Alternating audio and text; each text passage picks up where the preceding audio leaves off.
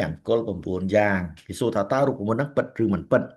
អារូបមន្តនេះគឺរូបមន្តដែលគេប្រឌិតទេមែនតែនខ្ញុំមិនមែនជារូបមន្តហុងស៊ុយលំនាំដើមទេមិនមែនរូបមន្តហុងស៊ុយលំនាំដើមទេបងប្អូនណាកាលលោកគ្រូរៀនដំបូងក៏លោកគ្រូអានសភៅគឺជួបអាករណីនឹងច្រើនដែរហើយលោកគ្រូជឿដំបូងឡើយណាប៉ុន្តែដល់ពេលលោកគ្រូរៀនជ្រៅទៅគឺបានន័យថារូបមន្តនេះគឺជារូបមន្តដែលមិនពិតទេគឺគេគ្រាន់តែប្រឌិតក្នុងគោលដៅគេលក់របស់របរទេឧទាហរណ៍ទិសអាគ្នេយ៍ទិសអាគ្នេយ៍គឺទិសទ្របអ្នកឯងចង់មានទ្របឲ្យទិញកឡទ្របមកដាក់មកហើយទិសខាងត្បូងគេឈ្មោះចង់គេឈ្មោះចង់ឲ្យគេឈ្មោះយើងវាល្បីល្បាញលឿនសុសសាយអញ្ចឹងគេស្គាល់ច្រើនអញ្ចឹងទេទិញសេះ8សេះ9ដាក់ទៅឲ្យវារត់លឿនអញ្ចឹងណា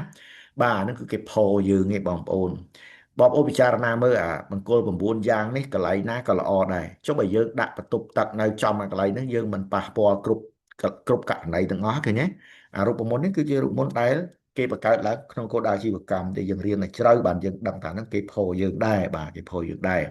លោកគ្រូបានអានសភៅច្រើនហើយសភៅ2ក្បាលនេះគឺជាសភៅមួយគេសរសេរដើម្បីបម្រើផលប្រយោជន៍ការលក់របស់របរហ្នឹងណាបងប្អូនបាទអញ្ចឹងកុំសូវជឿពេកបងប្អូនកុំសូវជឿពេកហើយគេលក់របស់របរគេថាដាក់អានេះដាក់អានោះអញ្ចឹងទៅសរុបមករូបមន្តទាំងប្រមាណដែលខ្ញុំបានរៀបរាប់ខាងលើគឺក្នុងគោលដៅតែអាហ្នឹងឯងតែមួយឯងសួរដាក់អាហ្នឹងវាមានប្រយោជន៍អត់អាហ្នឹងគ្មានទៅជួយអីបានទេអានេះដាក់យូរទៅដូចជាកន្លែងដែលសារៈមន្ទីរតាំងបៃលុកបៃឡអញ្ចឹងប្រដាប់ក្មេងលេងបងប្អូនវាអត់មានប្រសិទ្ធភាពអញ្ចឹងទេបើមានប្រសិទ្ធភាពមែនគេដាក់អញ្ចឹងគេមានគ្រប់តែគ្នាហើយគេមានគ្រប់តែគ្នាហើយបងប្អូនខ្មែរយើងឈូឆរទៅទិញអាហ្នឹងគឺយើងជាប្រទេសដែលកំពុងអភិវឌ្ឍយើងជាប្រទេសដែលមិនមានទេហើយយើងខំប្រឹងចំណាយលុយអញ្ចឹងយើងមិនប្រទេសផលិតប៉ុណ្ណឹងណាលុយរបស់យើងគឺហូរចេញទៅក្រៅដែលអត់ដឹងខ្លួនណាបងប្អូនខ្ញុំឃើញខ្ញុំមិនដឹងចេះប្រាប់ទៅហើយដាក់ឲ្យគេពាក់ខ្សែកម្មអីណាអីគិញគក់ពំកាក់អីកែពំកាក់អីចឹងណាបាទហ្នឹងគឺជារឿងមួយដែលគេគូហកទេបងប្អូនណារឿងហុងស៊ុយដែលត្រឹមត្រូវនេះគឺជាអ្វីហុងស៊ុយគឺតាក់ទងរឿងទិសយើងកំណត់ទិសត្រូវបានន័យថាយើងទាញកម្លាំងទឹកហើយនឹងខ្យល់ហ្នឹងគឺមកជួយយើងទាញលំហពេលមកជួយយើងហើយអាកន្លែងហ្នឹងគឺគេឲ្យឈ្មោះថាឈីអ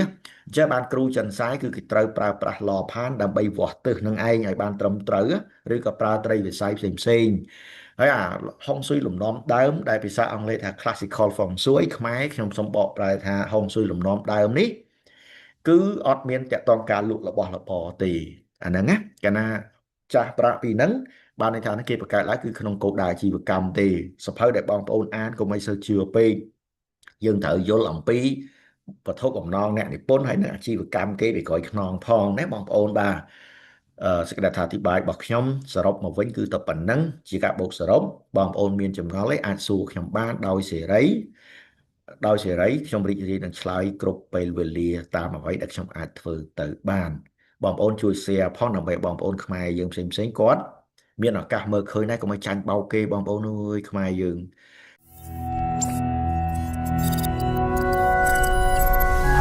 ឈីហុងស៊ុយនិងតារាសាស្ត្រលើទៅកាន់អនាគតដ៏ភ្លឺស្វាង